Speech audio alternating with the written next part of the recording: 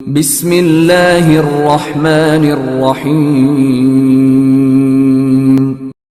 اقرأ باسم ربک الذی خلق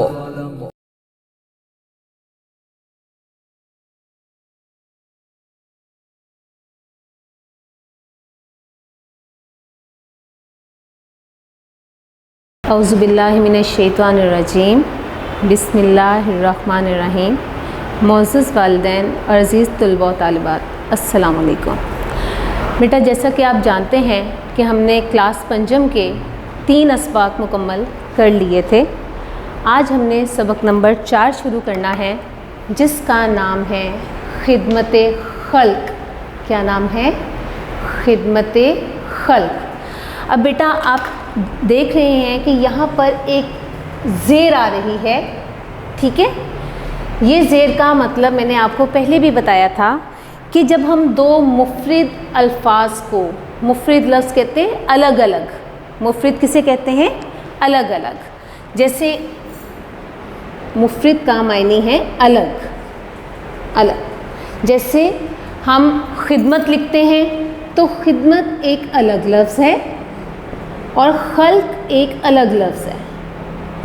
خدمت کے معنی ہے مدد کرنا، کام آنا، اور خلق کہتے ہیں مخلوق کو یا لوگوں کو، یعنی مخلوق کو کہتے ہیں، لوگوں کو کہتے ہیں۔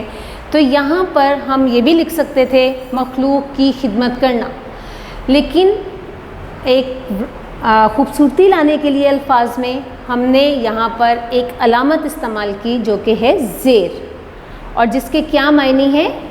کا، کی اور کے۔ اگر ہم لکھتے مخلوق کی خدمت تو یہ کی کا استعمال ہو جانا تھا۔ اگر ہم لکھتے مخلوق کی خدمت تو کی کا استعمال ہو جانا تھا، لیکن الفاظ کو خوبصورت بنانے کے لیے ہم نے زیر کا استعمال کر دیا، یہ علامت لگا دی زیر، تو اس کا مطلب ہو گیا مخلوق کی خدمت یا خدمت خلق۔ کیا ہو گیا بیٹا؟ خدمت خلق۔ تو یہ بات ذہن میں رکھیے گا، ہم نے پچھلے چیپٹر میں بھی پڑھا تھا حجر اسود کی کہانی میں کہ حجر ایک پتھر کا نام ہے، اسود کالے کو کہتے ہیں، اور اس کو ہم نے جب مرکب لفظ بنایا تو وہ کیا بن گیا؟ حجر اسود۔ تو اسی طرح ہم نے جب یہ مرکب لفظ بنایا تو وہ بن گیا خدمت خلق۔ کیا بن گیا بیٹا؟ خدمت خلق۔ اور خدمت خلق کیا ہے؟ ایک عبادت۔ کیا ہے؟ ایک عبادت، یعنی جس طرح سے ہم اللہ تعالیٰ کی عبادت کرتے ہیں، اللہ تعالیٰ کے لیے ہم نماز پڑھتے ہیں اور اللہ تعالیٰ سے دعائیں کرتے ہیں، تو اس کو اللہ کی عبادت کرنا کہا جاتا ہے۔ تو یہ عبادت جو ہے اگر ہم لوگوں کی خدمت کریں تو وہ بھی ایک عبادت میں آ جاتا ہے، جسے اللہ تعالیٰ بہت زیادہ پسند کرتا ہے۔ سمجھ آ گیا بیٹا؟ آپ سب لوگ اپنی کتابیں نکالیں اور صفحہ نمبر 11 کھولیں، اور میں جیسے جیسے بیٹا پڑھاؤں گی آپ نے میرے ساتھ پڑھنا ہے تاکہ آپ کو سمجھنے میں آسانی رہے۔ اوکے بچے؟ جی، صفحہ نمبر 11 کھول لیا آپ لوگوں نے؟ جی، پڑھنا شروع کریں۔ اللہ تعالیٰ ان لوگوں کو پسند فرماتا ہے جو اس کی مخلوق سے پیار کرتے ہیں۔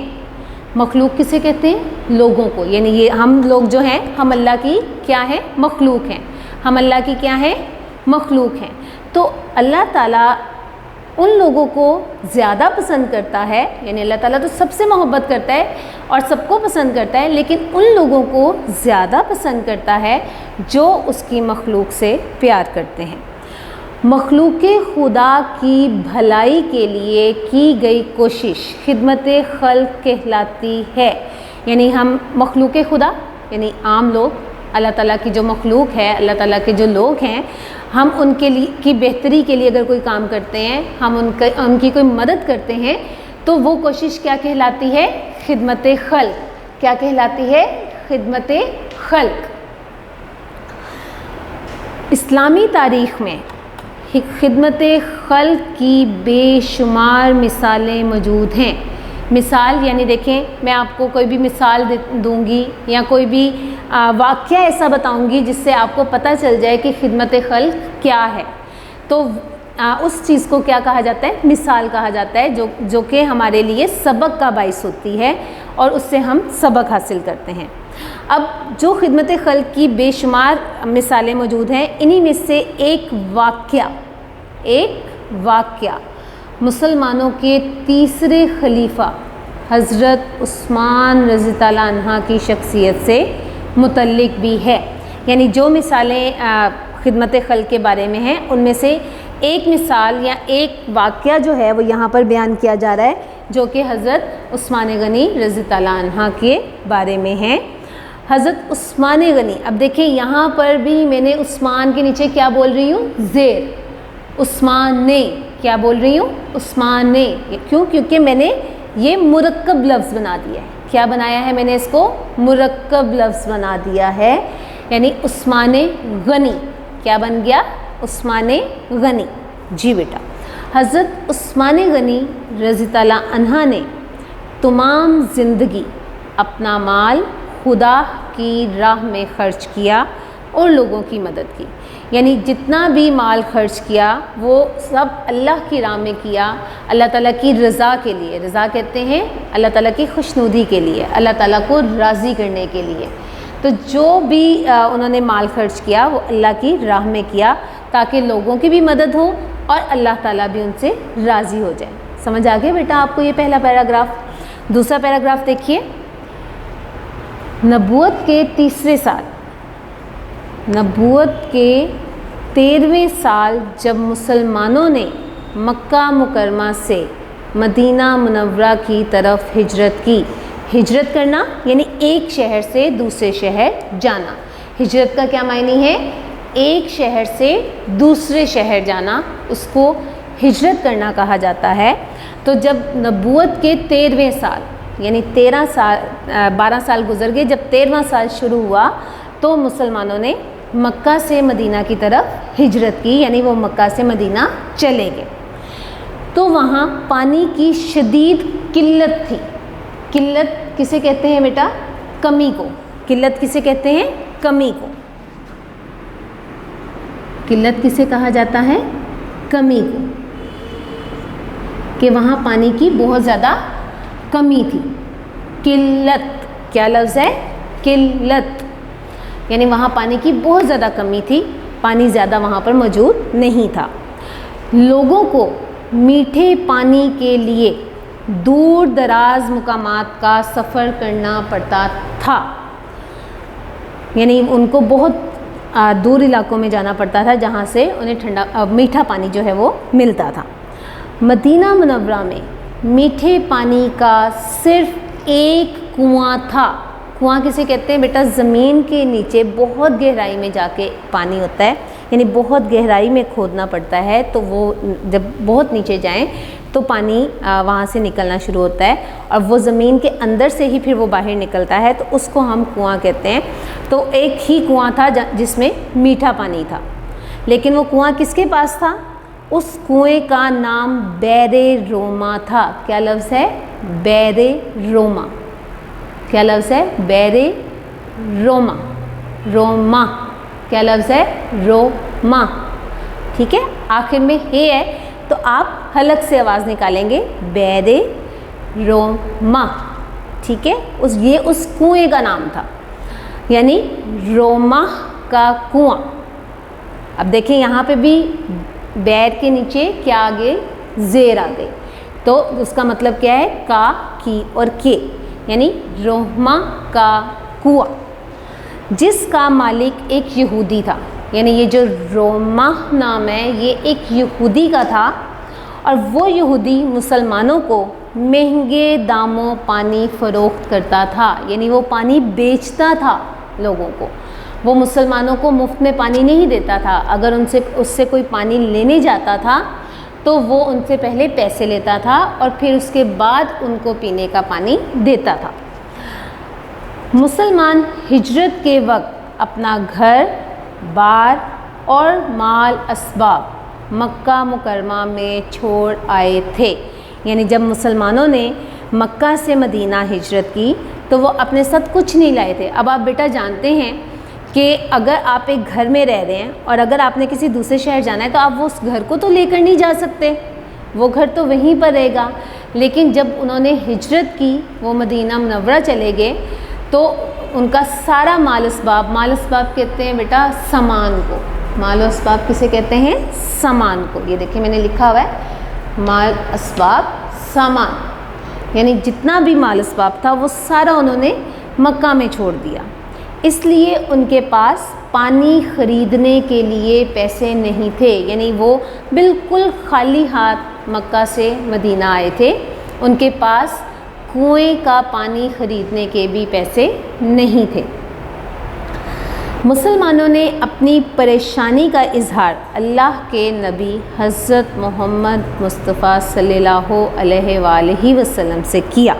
یعنی جب وہ انہیں پانی کی مشکلات کا سامنا کرنا پڑا تو انہوں نے حضرت محمد مصطفیٰ صلی اللہ علیہ وآلہ وسلم سے اپنی پریشانی کا اظہار کیا. آپ صلی اللہ علیہ وآلہ وسلم نے صحابہ رضی اللہ عنہ سے فرمایا کہ کیا تم میں سے کوئی ایسا شخص ہے جو بیر رومہ کو خرید کر رفاہ عامہ کے لیے وقف کر دے. رفاہ عامہ، یہ دیکھیں میں نے لکھا ہوا ہے بیٹا رفاہ عامہ، عوام کی بہبود. رفاہ عامہ عوام کی بہبود یعنی عوام کی بھلائی. تو آپ صلی اللہ علیہ وآلہ وسلم نے وہاں پر جو صحابہ رضی اللہ عنہ موجود تھے ان سے کہا کہ کیا تم میں کوئی ایسا شخص ہے جو اس بیر رومہ یعنی روما کے کنویں کو خرید کر عوام کی بہبود کے لیے، عوام کی بھلائی کے لیے وقف کر دے، یعنی وہ مخصوص کر دے. یہ دیکھیں وقف کا معنی ہے اللہ کے نام کی ہوئی چیز، یعنی وہ اللہ کے نام پر لوگوں کو وقف کر دے، لوگوں کو دے دے. ٹھیک ہے. اور کل قیامت کے روز حق تعالیٰ کے ہاں سے اس کا بہترین معاوضہ اور بدلہ حاصل کرے. یعنی نبی کریم صلی اللہ علیہ وسلم نے کہا کہ کیا کوئی ایسا شخص ہے جو کہ رومہ کے کنویں کو خرید کر عوام کی بہبود کے لیے وقف کر دے، اللہ کے نام پر دے دے، تو کل کے دن اسے کیا ہوگا کہ یعنی جب وہ اللہ کے حضور جائے گا تو اللہ تعالیٰ اس کو بہترین معاوضہ کہتے ہیں بدلے کو، معاوضہ کہتے ہیں بدلہ. معاوضہ کسے کہتے ہیں؟ بدلہ. یعنی وہ اللہ تعالیٰ اس کا پھر بہتر بدلہ دے گا. اور آپ جانتے ہیں کہ اللہ تعالیٰ بہتر معاوضہ دینے والا ہے. یہ سنتے ہی حضرت عثمان غنی رضی اللہ عنہ اس یہودی کے پاس تشریف لے گئے. یعنی حضرت عثمان غنی رضی اللہ عنہ جو ہے جب انہوں نے یہ بات سنی تو وہ یہودی کے پاس گئے اور اس سے کنویں کو خریدنے کے لیے بات کی. یعنی ان سے کہا کہ میں یہ کنواں خریدنا چاہتا ہوں. سمجھ آگے بیٹا آپ کو یہ صفحہ؟ اب آپ صفحہ نمبر 12 پر آ جائیے. صفحہ نمبر 12 پر آ جائیے. جی، یہودی اس کو بیچنا نہیں چاہتا تھا. یعنی جب حضرت عثمان غنی رضی اللہ عنہ نے کنواں خریدنے کی بات کی تو یہودی نے صاف انکار کر دیا. اس نے کہا کہ میں نے کنواں نہیں بیچنا، میں کنواں نہیں بیچنا چاہتا. لیکن حضرت عثمان غنی بار بار ضد کرتے گئے، ان سے بار بار اصرار کیا کہ نہیں، تمہاری بڑی مہربانی، تم مجھے جو ہے یہ کنواں بیچ دو، تم مجھے یہ کنواں بیچ دو. لیکن جب کسی طرح سے بھی وہ یہودی رضامند نہیں ہوا. رضامند کا مطلب ہوتا ہے راضی ہونا. رضامند کا کیا مطلب ہوتا ہے؟ راضی ہونا. یعنی جب کنواں بیچنے پر یہودی رضامند نہیں ہوا تو حضرت عثمان غنی رضی اللہ عنہ نے اسے کہا کہ ایسا کرو کہ تم آدھا کنواں مجھے فروخت کر دو. کیا کہا انہوں نے؟ کہ آدھا کنواں مجھے فروخت کر دو. تو پہلے تو وہ پریشان ہو گیا کہ بھی آدھا کنواں میں کیسے آپ کو فروخت کر سکتا ہوں. تو حضرت عثمان غنی نے انہیں کہا کہ یعنی اس طرح کرتے ہیں کہ ایک دن کنویں کے پانی پر تمہارا حق ہوگا اور ایک دن میرا حق ہوگا. یعنی ایک دن کنویں کا پانی میں استعمال کروں گا اور ایک دن کنویں کا پانی تم استعمال کرو گے. تو پہلے تو یہودی سوچ میں پڑ گیا کہ بھی میں کیا کروں، میں بیچوں آدھا کنواں یا نہ بیچوں. بالآخر وہ پھر رضامند ہو گیا.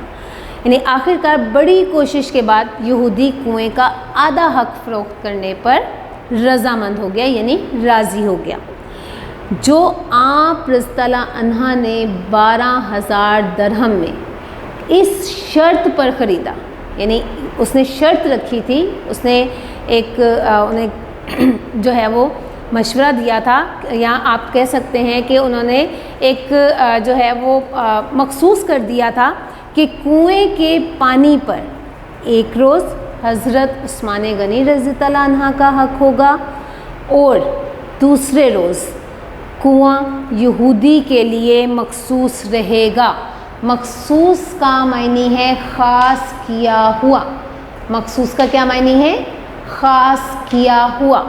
یعنی اس نے یہ شرط رکھی کہ کنواں ایک دن حضرت عثمان غنی کے پاس ہوگا اور ایک دن یہودی کے پاس ہو گیا.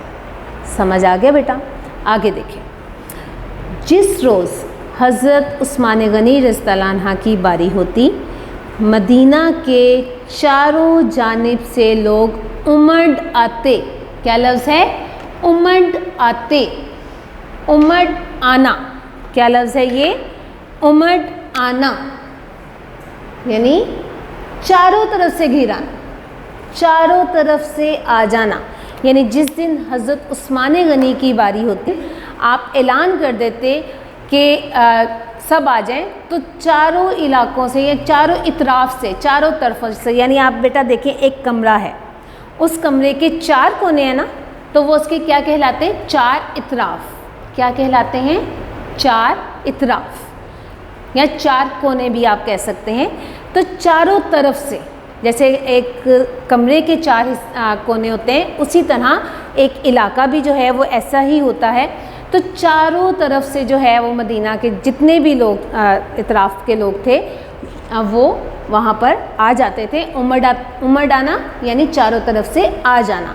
اور ہر شخص اتنا پانی نکال لیتا جو اس کی 2 دن کی ضروریات کے لیے کافی ہوتا. یعنی 2 دن کے لیے وہ پانی اکٹھا کر لیتا تھا، پانی اکٹھا کر کے وہ لے جاتا تھا. اور اگلے روز، یعنی جس دن حضرت عثمان کی باری ہوتی اس دن وہ 2 روز کا پانی لے لیتے تھے.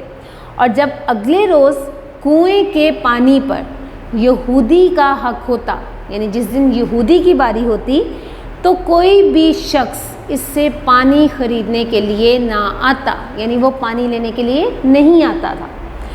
یہودی نے جب یہ دیکھا کہ لوگوں نے حضرت عثمان غنی رضی اللہ عنہ کی باری کے روز 2 دن کا پانی لے جا کر استعمال کرنا اپنا معمول بنا لیا ہے. معمول بنانا یعنی روز کا کام یا عمل کیا ہوا.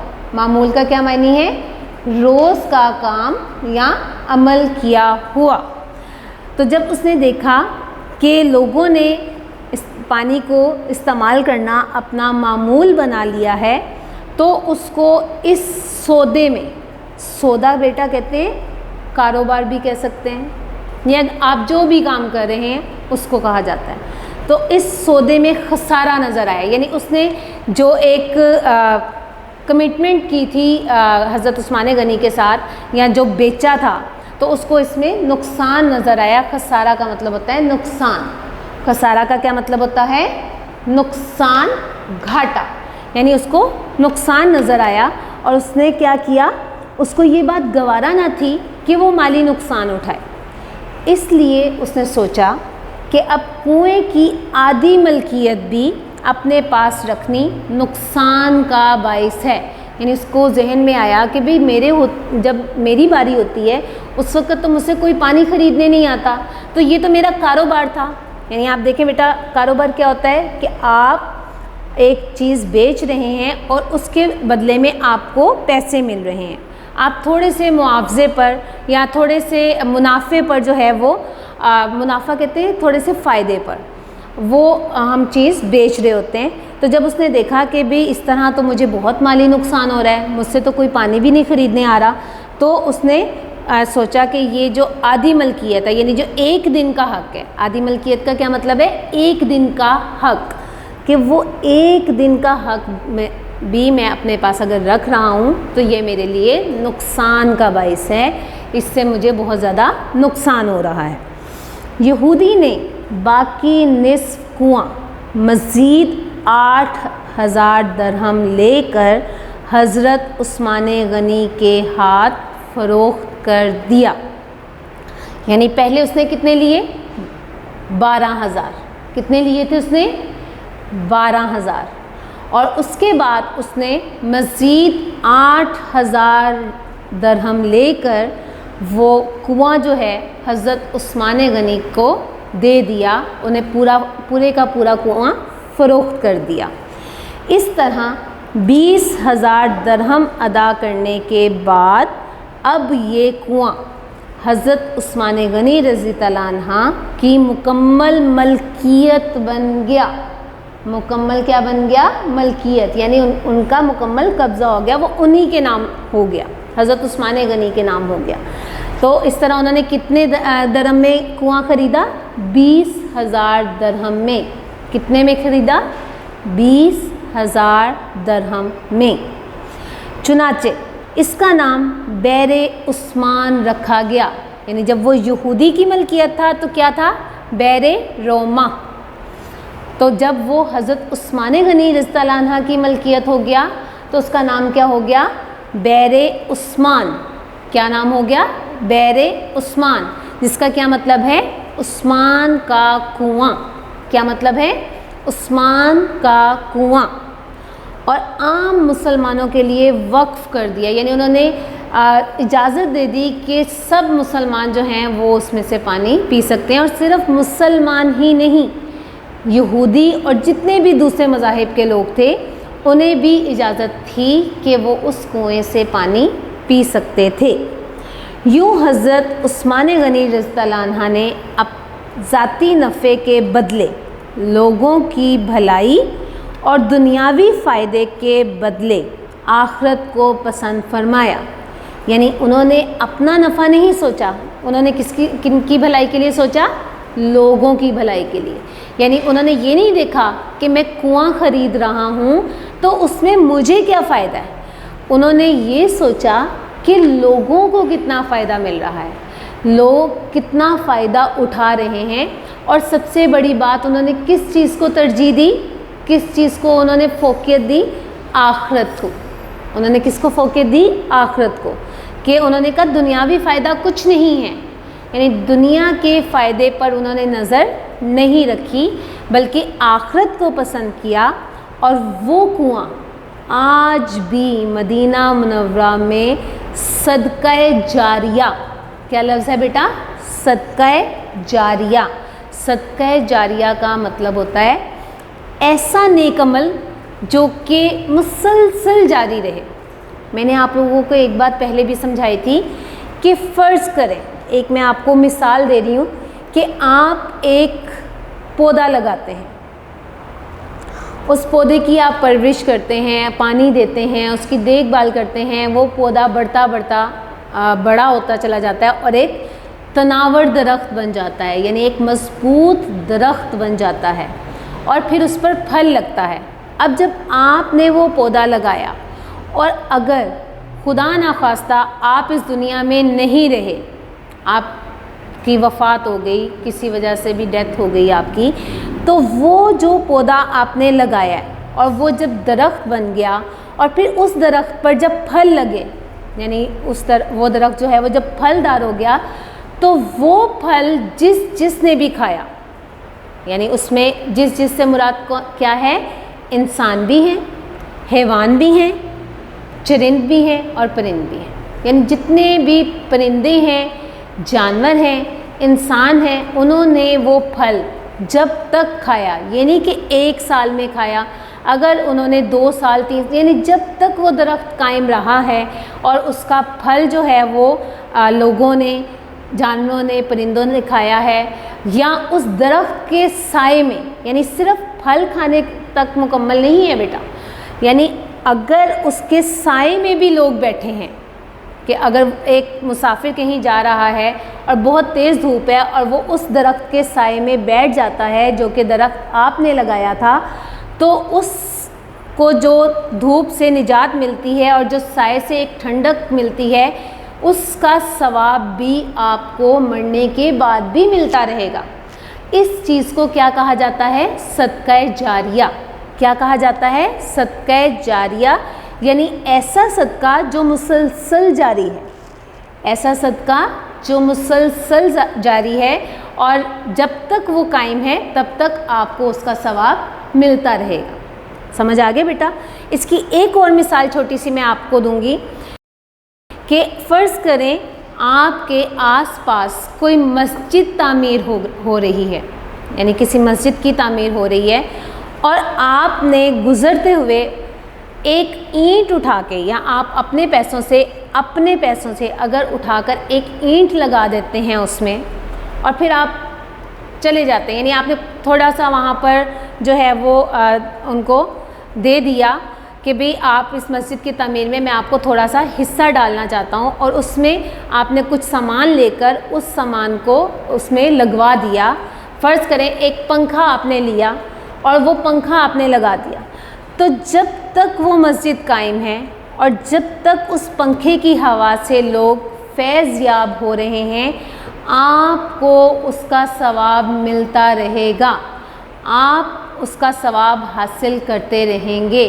تو ایسا عمل جو کہ ہمارے مرنے کے بعد بھی ہمیں ثواب دے، ایسا کام جو کہ مرنے کے بعد بھی ہمیں ثواب پہنچائے، اسے صدقہ جاریہ کہا جاتا ہے۔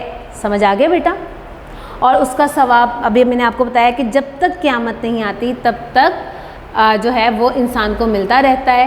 تو اسی طرح جیسے حضرت عثمان غنی رضی اللہ عنہ نے وہ کنواں لوگوں کے لیے وقف کر دیا اور اللہ تعالیٰ کو راضی کرنے کے لیے، اللہ تعالیٰ کی رضا کے لیے لوگوں میں کے لیے وقف کر دیا، تو اس کا ثواب انشاءاللہ قیامت تک حضرت عثمان غنی رضی اللہ عنہ کو ملتا رہے گا۔ سمجھ آگے بیٹا؟ یہ آپ کا چیپٹر یہاں پر مکمل ہو گیا۔ اب آپ بیٹا جانتے ہیں کہ ہم نے PDF فائلز کے تھرو آپ لوگوں کو کام بھجوایا تھا، جس میں آپ کے الفاظ معنی بھی شامل ہیں، ٹھیک ہے؟ اس کے علاوہ صفحہ نمبر 13، سب بچے اپنے صفحہ نمبر 13 کو نکالیں، شاباش۔ صفحہ نمبر 13 پر کچھ سوال ہیں جن کے جوابات آپ کو بھیجے جا چکے ہیں، لیکن پھر بھی یہاں پر میں ایک مرتبہ آپ کو پڑھ کر سناؤں گی تاکہ اگر آپ کو سمجھ میں نہیں آ رہا تو آپ کو سمجھ آ جائے۔ جیسا کہ پہلا سوال ہے آپ کا، اللہ تعالیٰ کن لوگوں کو پسند فرماتا ہے؟ اب دیکھیں میں نے سب سے پہلے پیج نمبر 11 پر پہلی لائن ہی آپ کو یہ پڑھائی ہے کہ اللہ تعالیٰ ان لوگوں کو پسند فرماتا ہے جو اس کی مخلوق سے پیار کرتے ہیں۔ یعنی آپ دیکھیں کہ اگر ہم نے لوگوں سے محبت کرتے ہیں، لوگوں کے ساتھ نیکی کا برتاؤ کرتے ہیں، تو اللہ تعالیٰ کو یہ بات بہت زیادہ پسند ہے۔ آپ جانتے بیٹا اللہ تعالیٰ کہتے ہیں کہ حقوق اللہ تو معاف ہو سکتے ہیں، لیکن حقوق العباد معاف نہیں ہیں۔ حقوق العباد یعنی لوگوں کے حقوق، عام مخلوق کے حقوق، تو اللہ تعالیٰ نے کہا ہے کہ اگر میرے حقوق میں آپ نے کوتاہی کر لی تو وہ تو میں معاف کر دوں گا، لیکن حقوق العباد معاف نہیں کیے جا سکتے اس وقت تک جب تک کہ لوگ خود آپ کو معاف نہ کر دیں۔ یعنی فرض کریں آپ نے کسی کا کچھ کام کرنا تھا، آپ نے اسے کہا کہ یہ کام میں کر دوں گا آپ کا، لیکن کیا ہوا کہ آپ سے وہ کام نہ ہو سکا، تو آپ نے اس کو اگر کہہ دیا ہے کہ میں بہت شرمندہ ہوں، میں آپ کا یہ کام نہیں کر سکتا، اور اگر اس نے پلٹ کر یہ کہہ دیا کہ کوئی بات نہیں، اٹس اوکے، تو اس کا مطلب یہ ہے کہ آپ نے اس سے اس دنیا میں ہی رہ کر معافی مانگ لی۔ لیکن اگر آپ نے اس کا کام نہیں کیا اور آپ نے اس کو اطلاع بھی نہیں دی تو بیٹا آپ کے وہ حقوق العباد معاف نہیں ہوں گے. حقوق العباد پورے کرنا یہ آپ کی ذمہ داری ہے.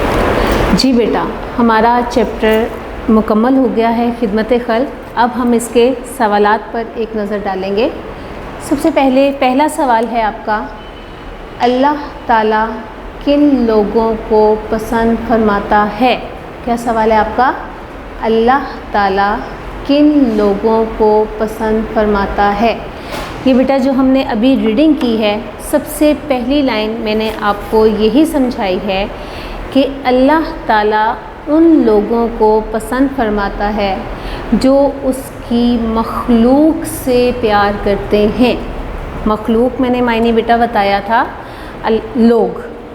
اب بیٹا یہاں پر ایک چیز میں آپ کو اور ایکسپلین کر دوں کہ اللہ تعالیٰ نے دو طرح کے حقوق رکھے ہیں. حقوق تو بہت زیادہ ہیں، لیکن جو مین جو دو حقوق ہیں، بنیادی جو دو حقوق ہیں، وہ ہیں حقوق اللہ اور حقوق العباد.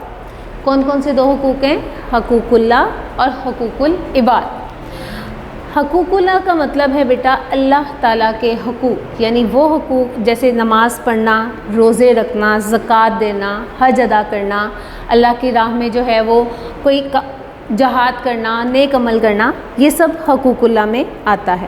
اور اگر ہم سے کوئی ان حقوق میں کوتاہی ہو جاتی ہے، کوئی غلطی ہو جاتی ہے، تو جب ہم اللہ تعالیٰ سے توبہ کرتے ہیں، اللہ تعالیٰ سے مغفرت طلب کرتے ہیں، تو اللہ تعالیٰ ہمیں معاف کر دیتا ہے.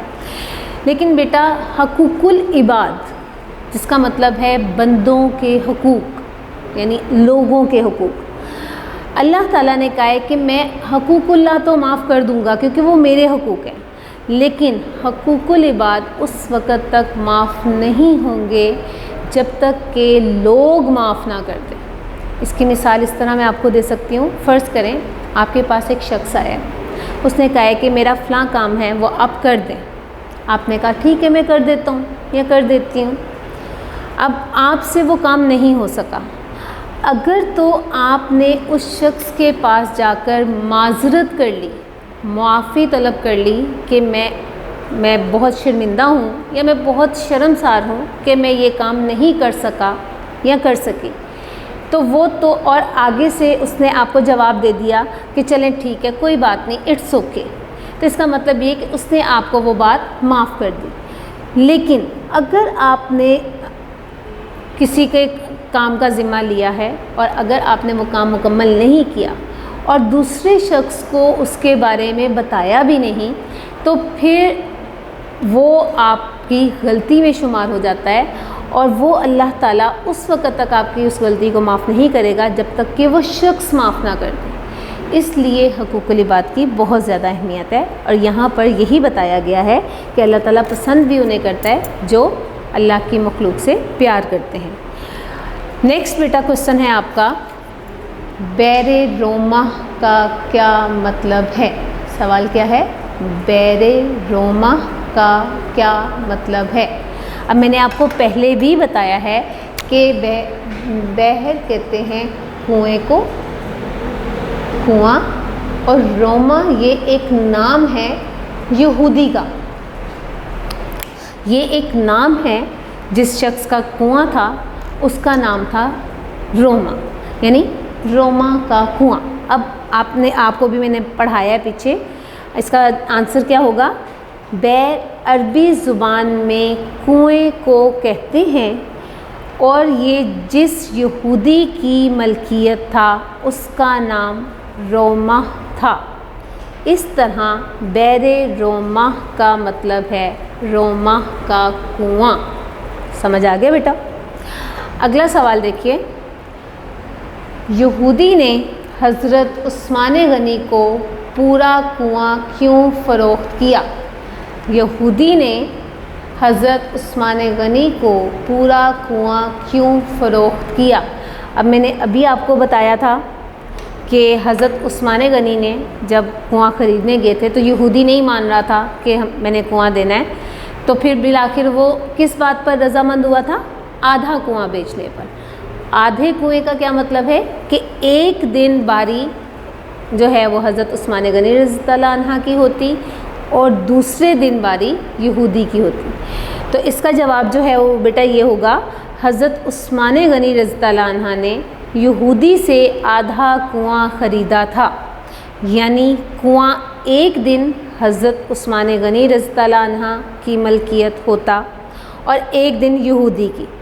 جس دن حضرت عثمان غنی رضی اللہ عنہ کی باری ہوتی اس دن پانی مفت ہوتا، یعنی سب کو اجازت تھی کہ وہ مفت پانی لے سکتے تھے، اور جس دن یہودی کی باری ہوتی اس دن کوئی پانی خریدنے نہ آتا۔ یہ میں نے ابھی آپ کو ریڈنگ میں بھی بیٹا ایکسپلین کیا ہے کہ جب یہودی نے یہ دیکھا تھا کہ اس سے اب کوئی پانی خریدنے نہیں آ رہا تو اس کو بہت گھاٹے کا سودا لگ رہا تھا، بہت نقصان دہ بات لگ رہی تھی، تو وہ یہ نقصان جو ہے وہ برداشت نہیں کر سکتا تھا، یہ گھاٹے کا سودا برداشت نہیں کر سکتا تھا، اس لیے اس نے کیا کیا کہ اس نے سارا کنواں حضرت عثمان غنی رضی اللہ عنہ کے پاس فروخت کر دیا۔ سمجھ آ گیا بیٹا؟ اگلا آپ کا سوال ہے، حضرت عثمان غنی رضی اللہ عنہ نے یہودی سے پورا کنواں کتنے میں خریدا؟ کیا سوال ہے آپ کا؟ حضرت عثمان غنی رضی اللہ عنہ نے یہودی سے پورا کنواں کتنے میں خریدا؟ اب بیٹا اس کا جواب میں نے آپ کو پہلے بھی بتایا تھا کہ جب آدھا کنواں لیا تو کتنے میں لیا تھا؟ 12,000 میں، اور باقی کنواں جب لیا تھا تو وہ 8,000 میں، تو کل کتنے ہو گئے تھے کہ یہودی سے حضرت عثمان غنی نے پورا کنواں کتنے میں لیا تھا؟ 20,000 میں۔ کتنے میں لیا تھا؟ 20,000 میں۔ 20,000 درہم میں حضرت عثمان غنی رضی اللہ عنہ نے یہودی سے پورا کنواں خرید لیا تھا۔ اس کے بعد بیٹا اگلا سوال ہے، اس واقعہ سے ہمیں کیا سبق ملتا ہے؟ اس واقعہ سے ہمیں کیا سبق ملتا ہے؟ اب آپ نے بیٹا یہ پوری جب کہانی میں نے آپ کو پڑھائی تو میں نے آخر میں آپ کو بتایا کہ جب آپ دنیاوی نفع کو چھوڑ کے، دنیا کے فائدے کو چھوڑ کے آخرت کی فکر کرتے ہیں اور صرف اللہ کی رضا کے لیے، لوگوں کی بھلائی کے لیے کام کرتے ہیں تو اللہ تعالیٰ اس کا ثواب ہمیں دیتا ہے، جیسا کہ حضرت عثمان غنی نے کیا۔ تو اس سوال کا جواب جو ہے وہ آپ کا کیا ہوگا؟ اس واقعہ سے ہمیں یہ سبق ملتا ہے کہ جو شخص رفاہ عامہ کے لیے کوئی کام کرتا ہے اس کا ثواب اسے ہمیشہ ملتا رہتا ہے، اللہ تعالیٰ اس سے خوش ہوتے ہیں۔ ہمیں چاہیے، یعنی ہمیں پتہ چل گیا کہ ہمیں کیا سبق ملا، اور بعد میں ایک نصیحت بھی ہے آپ کو کہ ہمیں چاہیے کہ ہم بھی دوسروں کے کام آئیں تاکہ اللہ تعالیٰ ہم سے خوش ہو۔ سمجھ آ گیا بیٹا؟ اب آپ اپنا صفحہ نمبر 13 کھولیں گے، صفحہ نمبر 13 کھولیں، اس کا سوال نمبر 2 ہے، سبق کے حوالے سے درست جواب پر ٹک کا نشان لگائیں۔ یعنی یہ آپ کے بیٹا MCQs ہیں، ایک سوال ہے یا ایک جملہ لکھا ہوا ہے اور اس کے 4 آپشنز ہیں، 4 اس کے ممکنہ جوابات ہیں، جو درست جواب ہوگا آپ نے اس کو سرکل کرنا ہے یا ٹک کا نشان لگانا ہے، یعنی آپ یا تو ٹک کر دیں یا آپ دائرہ لگا دیں، ڈزنٹ میٹر۔ جی اب پہلا ہے، یہودی سے کنواں خریدا۔ آپ دیکھیں جب ہم MCQs پڑھیں گے تو آپ نے ریڈنگ اگر اچھے طریقے سے سمجھ کے کی ہوگی تو آپ کو فوراً ذہن میں آ جائے گا کہ کنواں کس نے خریدا تھا؟ حضرت عثمان غنی رضی اللہ عنہ نے۔ جی گڈ۔ اس کے بعد نیکسٹ ہے، بحر عثمان آج شہر میں موجود ہے، یعنی جو بحر روما تھا اس کا نام جب حضرت عثمان غنی کی ملکیت ہوا تھا تو اس کا نام بحر عثمان ہو گیا تھا، تو وہ کہاں پہ موجود ہے؟ مدینہ منورہ میں۔ جی ویری گڈ۔ نیکسٹ آپ کا ہے، حضرت عثمان غنی رضی اللہ عنہ کے دن مسلمان کنویں سے پانی حاصل کرتے، یعنی کیسے لیتے تھے پانی؟ مہنگا لیتے تھے، سستا لیتے تھے، آدھی قیمت پہ لیتے تھے یا مفت لیتے تھے؟ جی ویری گڈ، مفت لیتے تھے، تو آپ نے مفت کو سرکل کر دینا ہے۔ نیکسٹ آپ کا ہے، مسلمانوں نے نبوت کے بعد مکہ مکرمہ سے ہجرت کی، یعنی جب نبوت شروع ہوئی تھی تو اس کے کتنے سال آپ نے جو ہے مسلمانوں نے مکہ مکرمہ سے ہجرت کی تھی 13ویں سال. آپ نے بھی پڑھا ہے دوسرے پیراگراف میں صفحہ نمبر 11 پر 13ویں سال. کتنے سال؟ 13ویں سال. جی ویری گڈ. اب آپ اپنے صفحہ نمبر 14 پر آ جائیے. صفحہ نمبر 14 پر سوال نمبر 3 ہے درج ذیل الفاظ کو جملوں میں استعمال کیجیے. اب بیٹا آپ یہ بات جانتے ہیں کہ آپ کو PDF فائلز کے ذریعے یہ سب کام بھجوایا جا چکا ہے، لیکن اگر آپ ساتھ ساتھ میں اس کو پڑھیں گے تو آپ کے لیے آسانی ہے. دوسرا ایک بات میں نے آپ کو پہلے بھی بتائی تھی کہ کلاس میں آپ لوگ جملے خود بناتے ہیں تاکہ آپ کو اویئرنیس ہو جائے کہ ہم نے جملہ کیسے بنانا ہے، کس طریقے سے اس کی ترتیب ہماری ہونی چاہیے. تو آپ نے یہ جملے بہت دھیان سے اور توجہ سے بنانے ہیں. سمجھ آ گیا؟ اس کے بعد بیٹا نیکسٹ سوال نمبر 4 ہے آپ کا درج ذیل الفاظ کے معنی لغت سے تلاش کر کے خانوں میں لکھیں. لغت کہتے ہیں بیٹا جیسے آپ انگلش میں ڈکشنری کہتے ہیں کہ آپ نے انگلش کا کوئی لفظ ہے اس کا معنی آپ نے جاننا ہوتا ہے تو آپ ڈکشنری نکالتے ہیں. تو اسی طرح اردو میں ڈکشنری کو لغت کہا جاتا ہے کہ اگر آپ کو کوئی لفظ سمجھ میں نہیں آ رہا، آپ اس کا معنی جاننا چاہتے ہیں تو آپ لغت نکالتے ہیں اور اس میں اس کا معنی تلاش کر لیتے ہیں. اب جیسے یہاں پر پہلا لفظ ہے خسارہ. کیا لفظ ہے؟ خسارہ. اس کا معنی کیا ہوگا؟ نقصان. دوسرا ہے معمول. معمول کا مطلب کیا ہے؟ روز کی بات. اگلا لفظ ہے بشارت، خوشخبری. نیکسٹ لفظ ہے بیٹا معاوضہ. کیا لفظ ہے؟ معاوضہ یعنی بدلہ، صلہ. اگلا لفظ ہے صدقہ جاریہ. کیا لفظ ہے؟ صدقہ جاریہ، ہمیشہ رہنے والا صدقہ. میں نے ابھی آپ کو ریڈنگ میں بہت اچھی طریقے سے بتایا ہے کہ صدقہ جاریہ کیا ہوتا ہے، تو آپ نے اس مطلب کو ذہن میں رکھنا ہے. سمجھ آ گیا؟ نیکسٹ ہے نفع. کیا لفظ ہے؟ نفع. تو اس کا معنی کیا ہوگا؟ فائدہ. سمجھ آ گیا بیٹا؟ آگے آپ کا سوال نمبر 5 ہے دی گئی مثال کے مطابق نیچے دیے گئے جملوں کی نشاندہی کیجیے کہ کون سا جملہ فعل ماضی سے، کون سا حال سے اور کون سا مستقبل سے تعلق رکھتا ہے. جیسے کہ انہوں نے ایک مثال دی آپ کو، انہوں نے لوگوں کی مدد کی. آپ کا جملہ ہے انہوں نے لوگوں کی مدد کی.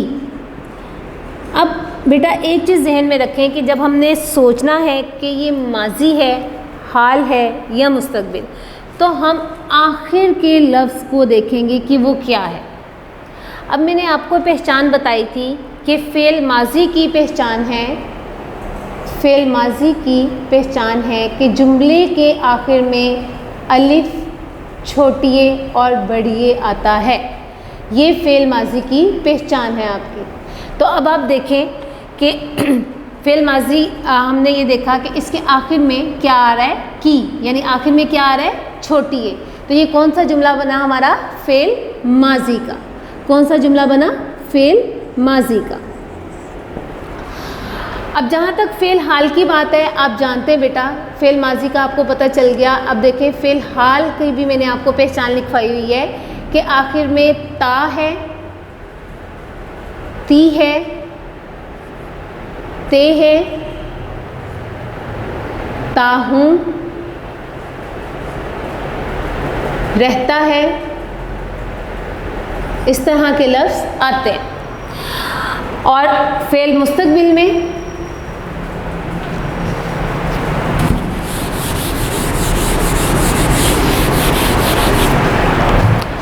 فعل مستقبل میں کیا ہے بیٹا کہ جن جملوں کے آخر میں گا، گی اور گے آئے گا وہ ہمارے فعل مستقبل کے جملے ہیں.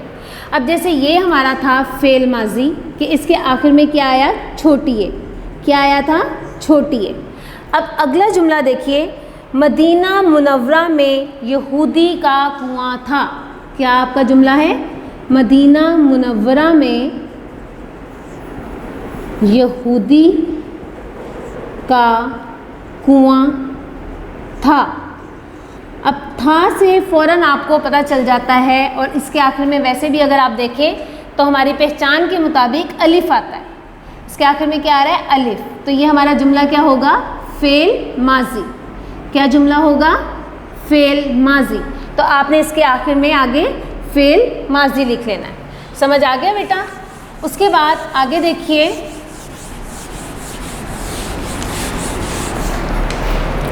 یہودی مسلمانوں کو مہنگے داموں پانی فروخت کرتا تھا. کیا آپ کا جملہ ہے؟ یہودی مسلمانوں کو مہنگے داموں پانی فروخت کرتا تھا.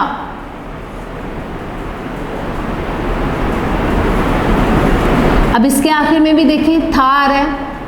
آپ کو فوراً پتہ چل گیا کہ ہماری ماضی کی سے ریلیٹڈ الف آ رہا ہے، تو یہ بھی ہمارا کیا ہے؟ فعل ماضی. کیا ہے یہ ہمارا؟ فعل ماضی. سمجھ آ گیا بیٹا؟ اب اگلی صفحے پر آ جائیے، صفحہ نمبر 15 پر. آپ کا صفحہ نمبر 15 جو ہے، اس پر آپ کا اگلا جملہ ہے، مجھے اس سے کہیں زیادہ کی پیشکش ہوگی. کیا جملہ ہے؟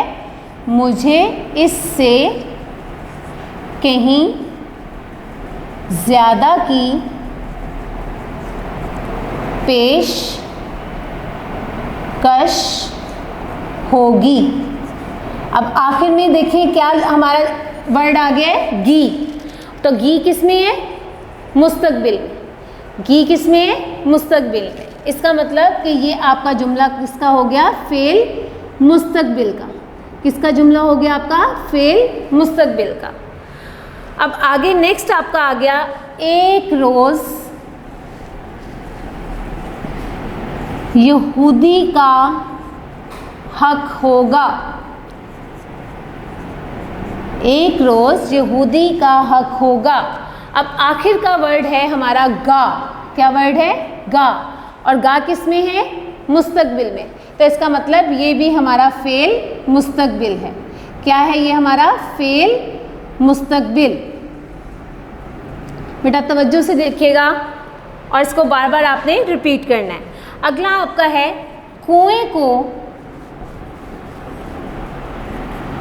عام مسلمانوں کے لیے وقف کر دیا. اب دیکھیں دیا کا آخر جو ہے وہ کیا آ رہا ہے؟ الف آ رہا ہے. اور الف کس میں ہے؟ فعل ماضی میں. اس کا مطلب کیا ہے کہ یہ ہمارا جملہ کون سا ہوگا؟ فعل ماضی کا جملہ ہوگا. کون سا جملہ ہوگا؟ فعل ماضی کا جملہ ہوگا. اگلا آپ کا جملہ ہے بیٹا، رسول اللہ صلی اللہ علیہ وآلہ وسلم نے خود بشارت دی تھی. اب آپ دیکھیں کہ آخر میں کیا آ گیا؟ تھی. یعنی کیا لفظ آیا؟ چھوٹی ہے. کیا لفظ آیا؟ چھوٹی ہے. تو اس کا مطلب یہ ہے کہ یہ بھی ہمارا فعل ماضی کا جملہ ہے. کیا جملہ ہے یہ ہمارا؟ فعل ماضی کا جملہ ہے. سمجھ آ گیا بیٹا؟ اب آگے سوال نمبر 6 دیکھیے، بچے سوچ کر لکھیں کہ حضرت عثمان رضی اللہ عنہ کا واقعہ پڑھ کر انہوں نے کیا سیکھا. یہ میں نے آپ کو کلاس میں بھی کروایا ہوا ہے، آپ کی فائل میں بھی موجود ہے. آپ نے بہت توجہ سے بیٹا سننا ہے. آپ نے کیا سیکھا کہ جو کوئی اللہ کے لیے قربانی دیتا ہے اور لوگوں کی فلاح و بہبود کے لیے کام کرتا ہے، اللہ تعالیٰ اس سے خوش ہوتا ہے. میں بھی اپنی ہمت کے مطابق دوسروں کے کام آنے کی کوشش کروں گی. اور جو بوائز ہیں وہ کیا کہیں گے؟ کوشش کروں گا، تاکہ میں اپنے اللہ کو راضی کر سکوں. سمجھ آ گیا بیٹا؟ یہاں آپ کا یہ سبق مکمل ہو گیا ہے۔ اگر اس سبق میں کوئی بات آپ کو سمجھ میں نہیں آئی یا کوئی آپ کے ذہن میں کوئی سوال ہے، آپ کوئی بات پوچھنا چاہتے ہیں، تو آپ اکیڈمی کے نمبر پر واٹس ایپ کر سکتے ہیں، تاکہ اگر کوئی مشکل ہے، کوئی پریشانی ہے تو ہم اس کا حل جو ہے وہ کر سکیں۔ اور اس کے علاوہ بیٹا اگر مجھ سے بولتے ہوئے اگر کوئی غلطی ہوئی ہے تو آپ اس کے بارے میں بھی بتا سکتے ہیں، تاکہ کیونکہ آپ جانتے ہیں کہ یہ ہمارا فرسٹ ایکسپیرینس ہے جس پہ ہم اتنے بڑے پینل پہ کام کر رہے ہیں، تو آپ کی سجیشن ہمیں چاہیے۔ اپنا دھیان رکھیے گا اور اس کی بار بار پریکٹس کیجیے گا۔ اللہ حافظ۔